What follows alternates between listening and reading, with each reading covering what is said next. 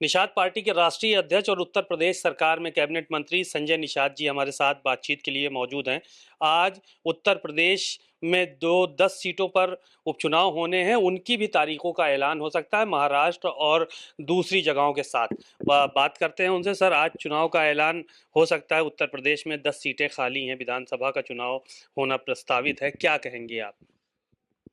तो स्वागत करता हूँ ऐलान होते ही, चूँकि हम लोग तो 24 घंटे तैयारी है। हम लोग का काम ही है कि जनता की सेवा करना, और जनता चुन के भेजती है।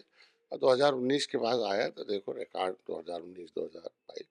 पिछले इलेक्शन में थोड़ा कुछ विरोधियों ने, विपक्षियों ने कुछ ऐसे भ्रामक नीति बनाई कि जिसकी वजह से बस कहते हैं ना कि भ्रम फैला के, भय फैला के, उनके अंदर झूठ प्रचार करके और वोट ले लिया। थोड़ा-सा आंशिक सफलता प्राप्त हुई। लेकिन अभी जनता जान गई है कि काठ की आड़ी एक ही बार चढ़ती है। तो 10 की 10 सीट पर हम लोग एनडीए के प्रत्याशी कैसे जीतेंगे, रणनीति बना रखी है। और एक-एक हमारे जो कार्यकर्ता हैं वो, और ज़्यादातर मछुआ समुदाय के लोग, क्योंकि सभी सरकारों को उन्होंने देखा और भाजपा को देखा। पहली बार उनके हितों के लिए मछुआ कल्याण कोष हो, योजनाएँ हों, ठीक है, अब धरातल पर लाने में थोड़ा समय लगता है। उनके लिए सम्मान हो, उनकी सुरक्षा हो। आज कम से कम निषाद जी, कश्यप जी कह के पुकारे जाते हैं। पहले उनके साथ क्या भेदभाव होता था। अब कम से कम वो अपने नेता को देखते हैं, कहते नहीं, मेरा एक वकील है जो सदन विधानसभा में। और अयोध्या कांड के बाद और मेरे समझ में आया कि अगर कोई न्याय दिला सकता है निषाद की बेटी या निषाद समाज को, तो निषाद पार्टी है, उसके साथ रहना चाहिए। क्योंकि विपक्ष के लोगों ने, भाई जो अन्याय जिसके साथ हो उसके साथ किसी भी राजनीतिक दल को बिना भेदभाव के खड़ा होना चाहिए। तो अगर कोई अन्यायी है तो किसी धर्म का हो, क्योंकि अपराधी कोई जाति धर्म नहीं होती, तो न्याय के साथ निषाद पार्टी खड़ी है न्याय दिलाने के लिए। इसके समाज और 10 सीट पर हम लोग बेहतर परिणाम आएंगे। और कटेरी और मजमा जो हमारे खाते में पहले मतलब लड़े थे, हार गए थे, उस पर भी भारतीय जनता पार्टी ने हक दिया था, फिर हक देगी। और निश्चित रूप नहीं, अभी आपकी बातचीत कुछ हुई, पता चला दिल्ली में कि आपका तो कुछ सिस्टम ही नहीं बन पा रहा है वहाँ पे। कटेरी में न मंझुआ में खाली एक सीट रालोद को दे रहे हैं, आपका तो कहीं जिक्र ही नहीं है। आप तो पूरे नक्शे से गायब हैं, तो कैसे बनेगा काम सर? अभी कहीं नक्शा निकला हो भाजपा का, किसी ने बयान दिया हो और कहीं ऐसा पेपर में आ गया हो। क्योंकि देखिए, वो भारतीय जनता पार्टी की एक बैठक होती है, होनी भी चाहिए हर पार्टी की। फिर एनडीए की बैठक होती है। तो अभी मैंने प्रदेश अध्यक्ष से बात की और मुख्यमंत्री और हम लोगों ने बात की। और दिल्ली भी अभी मतलब जैसे भी हो रहेगा तुरंत बुलाए जाएंगे। एक बैठक होती है माननीय गृह मंत्री, माननीय राष्ट्रीय अध्यक्ष से, उसके बाद चर्चा को नई बात आए। लेकिन अभी तक जो भी संकेत हैं, निश्चित निषाद पार्टी का हक नहीं, है। राष्ट्र आपकी प्रदेश अध्यक्ष से बात हुई, कुछ सकारात्मक संकेत मिले हैं कि यही है कि खाली बस साथ में लगे रहो नहीं, और बाद में जो है वो देखा जाएगा? अभी सुबह ही बात हुई है माननीय प्रदेश अध्यक्ष से। हाँ, और न्योता भी मिला है, अभी परसों शपथ ग्रहण में जाना है हरियाणा के हाँ। जो है। तो अब हम जो सहयोगी दल हैं, सहयोगी दलों का सम्मान है। उन्होंने कहा कि नहीं, आपकी बातें हो गई, रख दी, ये सम्मान होगा निषाद पार्टी का, उसमें कहीं कोई दिक्कत नहीं। नहीं मिली सीट तब क्या करेंगे आप? एक एक सवाल लोगों के मन में ये भी है, समाज के मन में है आपके, कि नहीं दिया अगर, वो तो जैसी चर्चा चल रही कि रालोद को आप दे देंगे, इग्नोर कर दिया गया, आपको सीट नहीं दी गई, तब क्या करेंगे? उस कंडीशन में आप क्या करेंगे फिर? नहीं, ऐसा कोई माहौल नहीं है अभी कि किसी पार्टी को इग्नोर किया जा सकता है।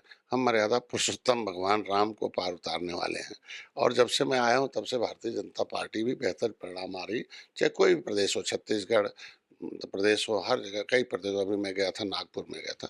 तो जब हम भारतीय जनता पार्टी के सहयोगी और सहयोग करके उनके सम्मान को बढ़ा रहे हैं, जीत दे रहे हैं, तो कोई ऐसा नहीं का सवाल नहीं हो।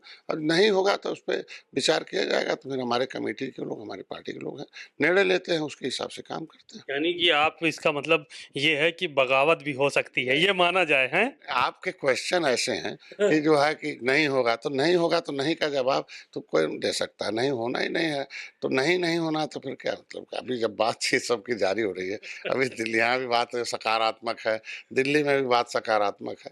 और चूंकि प्रदेश, देश बड़ा है, चुनाव होने हैं कई प्रदेशों में भी, तो सब लोग व्यस्त थे दिल्ली के लोग। अभी तो जल्दी बुलाए जाएंगे राष्ट्रीय अध्यक्ष और माननीय गृह मंत्री के द्वारा, और बेहतर परिणाम आएगा।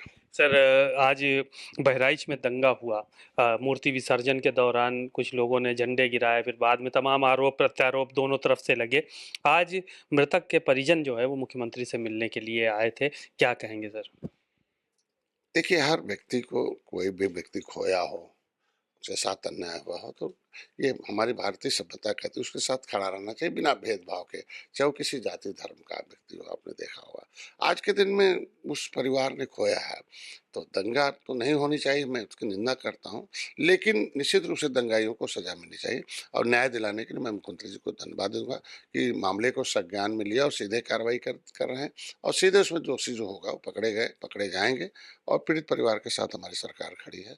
इसके लिए मैं धन्यवाद देता हूँ। अखिलेश यादव आज कश्मीर गए हैं शपथ ग्रहण में, कल जो है वो शामिल होंगे, वहाँ सरकार बनी है, बता रहे हैं कि गठबंधन की, तो वहाँ पे जा रहे हैं। मैं जिसको भी न्योता मैंने मैं धन्यवाद दूंगा। कम से कम एक विशेष वर्गों के साथ खड़े हैं, और वहाँ विशेष वर्गों ने एक तरफा वोट देकर वहाँ जम्मू कश्मीर में अलगाववादी ताकतें थीं कि नहीं हम धारा 370 फिर से लाएंगे, फिर से कश्मीर को अलग करके दिखाएंगे, उसके लिए कश्मीर में वोट डाल दिया है।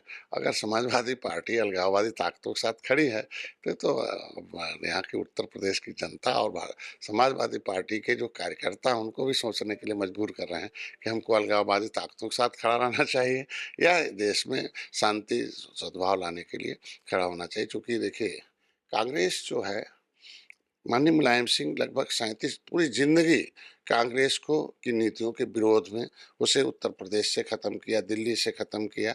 फिर उन्होंने एक विषय मतलब पिछड़ों के, दलितों, शोषितों के साथ खड़े रहे, और ढेर सारे एक सिद्धांतवादी नेता थे। अब आज हरी भरी खेती को अब अलगाववादी ताकतों के साथ अगर देखेंगे कल के लोग, तो उत्तर प्रदेश में क्या सोचेंगे लोग। तो इस तरीके का सोच समझ के कदम होना चाहिए। प्रियंका गांधी भी चुनाव लड़ने जा रही हैं वायनाड से, ऐसी चर्चा है, अब सदन में गरजेंगी वो भी। हाँ, कि राजनीतिक परिवार है, तो राजनीतिक परिवार के लोग दूसरा कोई काम तो करेंगे नहीं। राजनीति में है तो राजनीति लड़ेंगे, और जनता पसंद करेगी, वोट देगी। सबको स्वतंत्र है भारत में, यही तो संविधान में स्वतंत्रता है। कम से कम जो है पंडित जवाहरलाल नेहरू के आप पत्र को देखें, 1900 जब सभी राज्य सरकारों को लिखा था कि मैं आरक्षण का समर्थन नहीं करता, नौकरी में भी और नहीं करता। तो अब कांग्रेस सदन में आरक्षण का समर्थन करेगी कि या विरोध करेगी, ये तो सोचने वाले हैं। और निश्चित रूप से कांग्रेस को अब बदलाव लाना चाहिए। अब कम से कम अब भारत बदल गया है। अर्थव्यवस्था में कांग्रेस जब थी सत्ता में तो अर्थव्यवस्था कहाँ चौपट था। मोदी आए, अर्थव्यवस्था तीसरे नंबर पर आया, दुनिया में एक सम्मान बढ़ रहा। तो सम्मान जब बढ़ रहा तो उस सम्मान बढ़ाने के साथ आना चाहिए, हमको लगता है सभी लोगों का सहयोग। भाजपा के एक विधायक की पिटाई कर दिया भाजपा के ही नेता ने, अब कल उसको पार्टी से निष्कासित कर दिया, थप्पड़ बरसाए गए विधायक के ऊपर, न्याय नहीं मिल पाया। कल उनको विधानसभा अध्यक्ष के घर जाना पड़ा, उनके दफ्तर में जाना पड़ा कि साहब न्याय। तो विपक्ष आरोप लगा रहा है जब विधायक को न्याय नहीं है तो आम जनता को कैसा न्याय मिलेगा आपकी सरकार में। नहीं, ऐसा नहीं है। कल चूँकि पार्टी में अनुशासित व्यक्तियों की आवश्यकता है। अब कौन व्यक्ति कब गैर अनुशासित हो जाए, उसका कोई मानक नहीं है। तो निश्चित भारतीय जनता पार्टी बड़ी पार्टी, हम सहयोगी दल हैं, और उन्होंने स्पष्टीकरण मांगा था उनके, भाई आपने कैसे गैर अनुशासित काम किया। स्पष्टीकरण का संतोषजनक जवाब नहीं था, कल शायद निकाल भी दिया, पेपर में पता चला। तो निश्चित रूप से जो पीड़ित है और जो जिसके साथ हुआ वो जनप्रतिनिधि हैं। हमको जनप्रतिनिधि जनता की आवाज़ होती है, और जनता का एक सम्मान होता है। जनप्रतिनिधि जनता एक रिप्रेजेंटेटिव है वो जनता का। अगर किसी विधायक हो, चाहे पक्ष का हो चाहे विपक्ष का है, उसको अगर हम कुछ ठेस पहुंचाते हैं तो इसका मतलब उतनी जनता को ठेस पहुंचाते हैं। अब ऐसा नहीं होना चाहिए, और भारतीय जनता पार्टी ने कार्रवाई की, मैं उसको धन्यवाद देता हूँ। शुक्रिया। संजय निषाद जी थे, बहुत सारी बातें कही और योगेश वर्मा के समर्थन में भी खड़े नजर आए। साफ तौर पर उन्होंने कहा कि किसी विधायक का अपमान होता है तो उस क्षेत्र की जनता का अपमान होता है। भाजपा ने जो कार्रवाई की है मैं उसको धन्यवाद भी देता हूँ। कैमरामैन श्रवण कुमार वर्मा के साथ सीमाब नकवी, भारत समाचार, लखनऊ।